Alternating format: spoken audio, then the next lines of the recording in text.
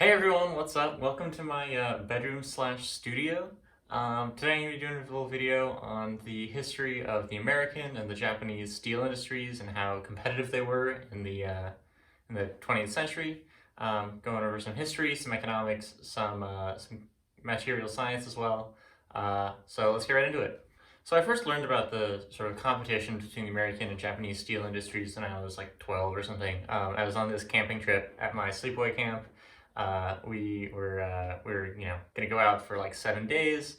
We were packing up, loading all the gear. We had two axes, and on the during the trip, it was funny. All of the campers and the counselors all preferred using this one axe over the other one. And it was one of the axes was American and one of them was Japanese. And I don't know if it was just like some gung-ho teenagers or what, but we all preferred using the American axe. We noticed that the Japanese one would chip more easily when we were slicing wood. It was sort of we had to sharpen it more often, that kind of stuff. So we all ended up using this American axe. So that's what sort of got me interested in this topic. I should also add, this is in no way an exhaustive report on the decline of the U.S. steel industry. In doing my research, I realized that you could spend a whole PhD just studying that. I'm just going to be going over a few topics that I found interesting, hoping to share some of that knowledge with you today. I'll start with a little bit of background. In the early 20th century, like think 1910, 1920, 1930, 1940, the U.S., Andrew Carnegie really dominated the steel industry between the U.S. auto market, World War I and World War II, and all the manufacturing and industrialization that was happening in the U.S. The U.S. steel market was really just number one in the world. But right around 1950, Japanese steel really started to take off. The two big companies, Iwata and Fuji Steel, had a ton of government support, from getting special licenses to use foreign technology to getting beneficial import tariffs. They got a lot of government support and were able to really start growing after World War II. That said, they didn't really take off until the 1970s. While the government certainly helped get Japan's steel industry up and running, the bulk of their growth between 1960 and 1974 can mainly be attributed to just the work of the private companies themselves, without much subsidy support. One of Japanese steel's biggest advantages at this time was the use of electric arc furnaces as opposed to the blast furnaces that the US was using. These electric arc furnaces would melt steel at temperatures up to 3,000 degrees Celsius and were much more efficient than the blast furnaces being used in the United States. Another major advantage of these electric arc furnaces was that they could use as an input scrap steel, recycled steel imported from other countries, which Japan was able to do very cheaply, instead of using iron ore to make pig iron and then make steel from there, like was what major US manufacturers were doing. Blast furnaces, on the other hand, don't use recycled steel. They rely on two main ingredients. The first is iron ore. Pretty common in the US was to use taconite, which is a low-grade iron ore that was found in the Great Lakes region. The other main ingredient these blast furnaces used was something called coke, which is actually a byproduct of burning coal. As sort of the rest of the coal leaves, the pure carbon is what remains. When you mix that very high carbon pig iron with oxygen, the oxygen reacts with the carbon to create carbon dioxide, or CO2, to remove some of that carbon from the pig iron, leaving you with steel. Steel is usually less than 2% carbon by mass. So which one of these processes makes stronger steel? Well, the answer is so simple. There are a lot of factors that impact how strong a steel is, and two of those that we're going to talk about today are the carbon content of the steel and how quickly it was cooled. Let's start with carbon content. In order to really understand this, we have to first understand what happens to steel as it cools from melting all the way down to room temperature. At room temperature, steel exists as a combination of two main phases. The first, ferrite, is almost pure iron with a little bit of interstitial carbon atoms in between. The other, cementite, is represented as Fe3C, which means that for 3 iron particles, there's 1 carbon particle. This means that the cementite ends up having much more carbon than the ferrite does. Cementite ends up being much harder and more brittle than the ferrite. The ferrite, which is almost like pure iron, behaves a lot like a lot of other pure metals.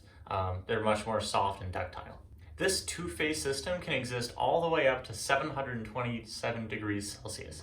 Above that, either ferrite or cementite can exist in combination with another phase called austenite, but both ferrite and carbonite cannot exist at the same time, above 727 degrees Celsius. The factor that affects which one of these phases exists above 727 degrees Celsius is how much carbon is in the steel. Right in the middle, at 0.76% carbon by mass, you get something called eutectoid steel, where as the steel cools, neither ferrite or cementite are able to form right until you hit 727 degrees Celsius, at which point the steel becomes saturated of both. Any more carbon than that, the steel will start to form cementite even above 727 degrees Celsius. Any less, and the steel will start to form ferrite as you cool. This lower carbon steel is called hypoeutectoid. Higher carbon steel is called hypereutectoid, referring to their positions relative to the eutectoid point.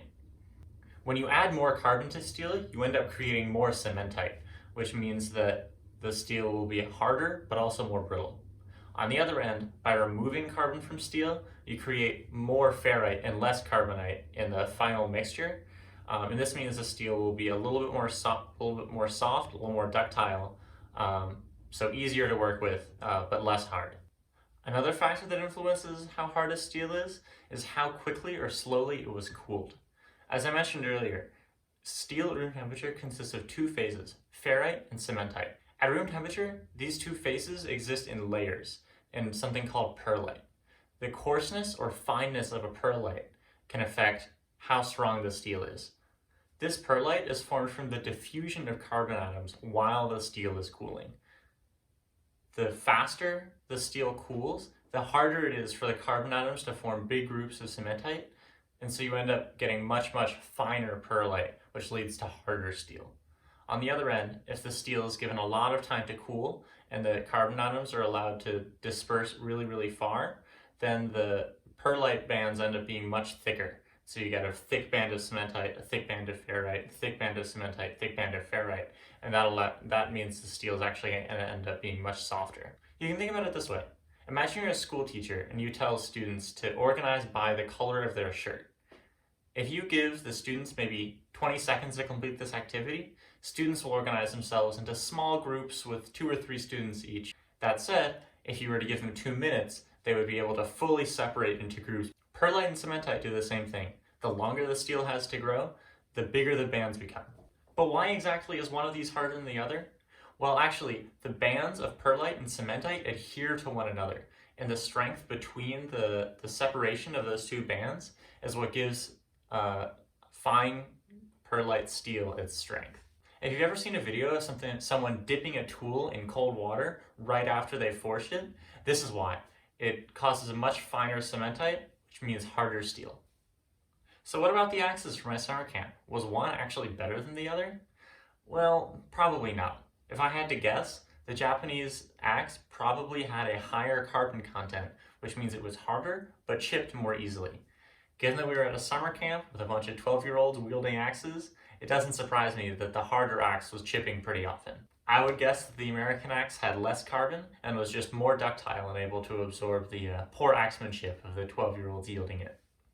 That's all I got for today. Thanks so much for watching. Bye. Have a good break.